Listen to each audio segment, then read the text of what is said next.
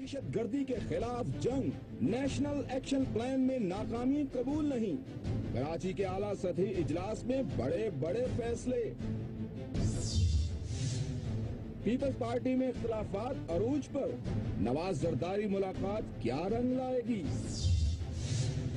आला शख्सियात कानून और ज़ाबितों की कैद से आजाद, बताएंगे अंदर की बात।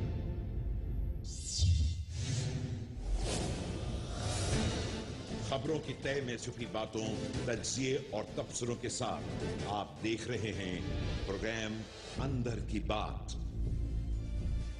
बिस्मिल्लाहिर्रहमानिर्रहीम। अंदर की बात के साथ मैं हूं असद करल और मेरे साथ हैं आरिफ उम्मीद भट्टी और इस्लामाबाद स्टूडियो में हमारे साथ हैं साबिर शाकिर।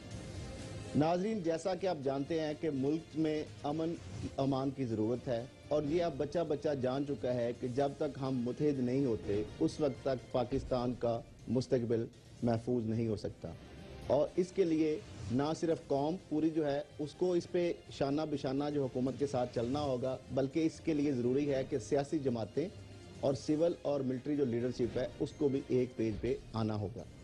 और इस हवाले से जो वज़ीर आज़म और आर्मी चीफ और DGISI का दौरा सिंध है वो भी बड़ा इम्पोर्टेंट है और उसमें ख़ास तौर पे जो आसिफ जरदारी पीपल पार्टी के जो को चेयरमैन हैं उनकी जो शिरकत और जो वहाँ पे सारी जो इस पे काफ़ी डिस्कशंस हुई। लेकिन उसमें यहाँ पे जब वहाँ पे नवाज शरीफ साहब ने कहा कि ये तमाम जो दहशत गर्दी के मुकदमात हैं उनको फ़ौजी अदालतों में भेजा जाएगा। साना पेशावर को 2 माह से ज़ायद का अरसा गुजर चुका है, अभी तक कितने गए हैं और उसके ऊपर ट्रायल शुरू हो चुका है, नहीं हो सका, फ़ौजी अदालतें बनी हैं नहीं बनी, कौन रुकावट डाल रहा है। और ये बयानबाजियाँ और ये दौरे तो बहुत से हमने देखे, इस पे APC भी आई, फ़ोटो सेशन भी बहुत सारे हुए, लेकिन अभी तक जो अमली इक़दामात है वो हमें नहीं मिल रहे और उसके बाद फिर कुछ और वाक़यात भी हो गए। जी भट्टी साहब, आप इस हवाले से क्या कहेंगे? बिस्मिल्लाहिर्रहमानिर्रहीम। प्रोफेसर, गुजारिश ये है जैसे जैसे टाइम गुजरता जा रहा है मेरे ख्याल में हालात हुकूमत की गिरफ्त से दूर होते जा रहे हैं। आपने देखा होगा माजी में, अल्लाह माफ़ करे, किसी को कहते थे दिल का दौरा पड़ गया, किसी को मरीज़ का दौरा पड़ गया। आजकल हमारे हुक्मरानों को या बैरून ममालिक जाने का दौरा पड़ जाता है या कराची। जब APC बुला ली, आप मुंतखब वज़ीर आज़म बन गए, अवाम की जानो माल की हिफाजत आपकी जिम्मेदारी है और मेरी समझ से बाहर है कि पाक फौज क्यों इनके साथ दौरे कर रही है। आपने उधर रेंजर्स को इख्तियार दिया हुआ है, बिला इम्तियाज भूल जाएं कि किसका कौन सी जमात के साथ तल्लक है, उनके खिलाफ कार्रवाई करे। एक तरफ तो आप कह रहे हैं कि रेंजर करेगी, हमारी एजेंसियां बड़ी हैं, दूसरी तरफ उन्हीं की बल्दिया के सिलसिले में दी हुई रिपोर्ट बल्दिया कराची में आपको मान नहीं रहे। आपके वज़ीर आज़म आज खुद फरमा रहे हैं कि हम नई इन्वेस्टिगेशन कराएंगे। इसका मतलब है मादी में जो की गई गलत बयानी थी या हकायक के बरखिलाफ थी। देखिए, अब कराची में मजीद वक्त नहीं रहा, उसकी खुशहाली, उसकी तरक्की, उसके अमन के बगैर खुशहाल पाकिस्तान का तस्वुर नहीं किया जा सकता। मेरे ख्याल में आज जो दौरा हुआ है, एक तो हुआ जो तमाम पॉलिटिशियन मिले हैं, लेकिन असल डिस्कशन हुई है जहाँ चीफ ऑफ आर्मी स्टाफ ने कोर हेडक्वार्टर का दौरा किया है। उस पर उन्होंने मेरी इतलात के मुताबिक बाज MQM और पीपल्स पार्टी के ऐसे लोगों का भी चीफ ऑफ आर्मी स्टाफ को ब्रीफिंग में बताया है जो मुख्तलिफ ऐसे कामों में मुलव्वस है जिनको कानून की गिरफ्त में लाने पर जोर दिया गया है, जिस पर चीफ साहब ने उनको यह कहा है कि कानून की गिरफ्त से कोई नहीं बचेगा, हाँ उसका किसी भी जमात से वास्ता हो, लेकिन इस काम को आहिस्ता आहिस्ता करना है। जिसके बाद उन्होंने प्राइम मिनिस्टर ऑफ पाकिस्तान को भी बाद अपने खदशात का इजहार किया कि आपकी हुकूमत हमारे साथ ताउन नहीं कर रही, ये दहशत गर्दी के लिए हमें एक पेज पर आना होगा। जिस पर प्राइम मिनिस्टर ने कहा माजी की बातें छोड़े, इंशाअल्लाह ताला आइंदा हुकूमत जो है ना वो फौज की शाना बिशाना होगी और दहशत गर्दी के खात्मे के लिए बिला इम्तियाज कार्रवाई की जाएगी। जी साबिर साहब, एक तो जिस तरह भट्टी साहब ने कहा ना कि वो एक तो रिपोर्ट नहीं मार रहे, दूसरा वहाँ पे जो सरकारी वकील हैं वो शाजिया हजरा साहिबा, उन्होंने अलहदगी का यानी ऐलान कर दिया। उन्होंने कहा कि मेरे साथ तावन किया जा रहा है, 950 गवाह आ रहे हैं और तफ्तीशी अफसर उनसे तावन ही नहीं कर रहे। एक तरफ प्राइम मिनिस्टर साहब जो हैं वो JAT वो कहते हैं उसके ऊपर नई री इन्वेस्टिगेशन करवाएंगे और दूसरी तरफ जो प्रोसिक्यूटर है साना बल्दिया के, वहाँ पे वो प्रोसिक्यूटर जो है वो केस से अलहदा हो रही है और उनको सिक्योरिटी संगीन जो सिक्योरिटी खदशात हैं। अब ऐसे केसों के प्रोसिक्यूटर को भी अगर सिक्योरिटी खदशात होंगे और हुकूमत उनको प्रोटेक्शन, तो आम आदमी का क्या बनेगा? ऐसा केस जिसमें 250 से ज़्यादा लोग जो हैं वो जाँ बाक हो गए और स्टेट जो है उसकी रेट कहाँ है कि आज जो पब्लिक प्रोसिक्यूटर जो है उन्होंने जो علیحدگی کا اعلان کر دیا ہے اس کیس سے. جی اس میں خیال صاحب بات یہ ہے کہ جب سے یہ بلدیہ ٹاؤن سے متعلق جے آئی ٹی کی رپورٹ آئی ہے اور اس کے بعد جو کراچی کا ماحول بنا تو اس میں تو صاف ظاہر ہو رہا تھا کہ پروسیکیوٹر کتنا بھی باہمت اور دلیر کیوں نہ ہو پاسبل نہیں ہے کہ وہ اپنی ذمہ داریاں جو ہے جاری رکھ سکے گا. اس لیے آج اس کا ہمارے سامنے نتیجہ بھی آ گیا ہے اور شازیہ ہنجرا صاحبہ نے اپنے آپ کو علیحدہ کر دیا اور سیکورٹی ریزن بتائی اور ہمیں پتہ ہے سیکورٹی ریزن کیا ہوتی ہیں. ماضی میں بھی ہم نے دیکھا کہ جتنے بھی بڑے بڑے مقدمات اس نوعیت کے ہوتے ہیں ملک کے کسی بھی حصے میں ہوں تو اس میں جو سب سے پہلا اٹیک ہوتا ہے وہ وکیل کو ہی پروسیکیوٹر کو ہی مارا جاتا ہے.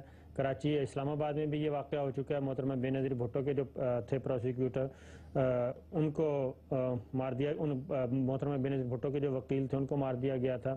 اسی طریقے سے کراچی میں آپ کو یاد ہوگا کہ جب چل رہا تھا یہ وکلا کو جلانے کا واقعہ وہ 12 مئی کا مقدمہ بھی چل رہا تھا, اس پہ بھی وکیلوں پہ آئی تھی. تو یہ ملٹری کورٹس کی جو بات کی جاتی ہے افسران کو جام باق بھی کیا گیا تھا, مختلف اہم مقدمات کی جو تفتیش کر رہے تھے. جو ملٹری کورٹس کی جہاں تک بات ہے تو ملٹری کورٹس کی ضرورت ہی اس لیے پیش آئی تھی. اس دوران پاکستان پروٹیکشن آرڈر بھی آیا, وہ بھی وہ نتائج نہ دے سکا ابھی تک جو کہ دینے چاہیے تھے, اور اس کے بعد پھر 21ویں ترمیم کے بعد ملٹری کورٹس کا آیا. جہاں تک بات ہے پولیٹیکل پلیئرز کا تو پولیٹیکل پلیئرز کی تو سیاسی مسئلتیں سندھ میں موجود ہیں, ملک بھر میں موجود ہیں اور سندھ میں بھی ہیں. مسئلوں کے حوالے سے صابر صاحب صرف ایک بیان آپ سے ایڈ کرنا چاہوں گا, باقی آپ کریے گا کنٹینیو, کہ جو سینٹر شاہی سید صاحب ہیں جو عوامی نیشنل پارٹی سندھ کے صدر ہیں, انہوں نے کہا کہ مسلطوں کا انبار جو ہے نا یہ شہر میں سب سے بڑی بدامنی کی وجہ ہے. بالکل پولیٹیکل پلیئرز جو ہیں وہ سیاسی مسئلتوں کا شکار ہو سکتے ہیں, کیونکہ پیپلز پارٹی کو جو سندھ میں سب سے بڑا مسئلہ وہ یہ ہے کہ ان کی حکومت جو ہے سندھ میں پیپلز پارٹی کی حکومت وہ ڈی سٹیبل نہ ہو, وہ قائم رہنی چاہیے. اور اس کے لیے انہوں نے دیکھا کہ متحدہ قومی موومنٹ کے ساتھ سینٹ کے انتخابات میں بھی سیٹ ایڈجسٹمنٹ کی اور بلا مقابلہ کوشش کی جا رہی ہے, آپس میں تقسیم ہو گئی ہیں سیٹیں.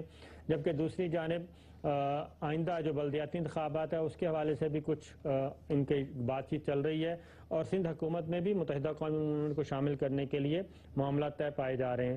وہ صرف اسی لیے کہ سندھ حکومت میں سندھ کی جو پیپلز پارٹی کی حکومت ہے وہ ڈسٹرب نہ ہو.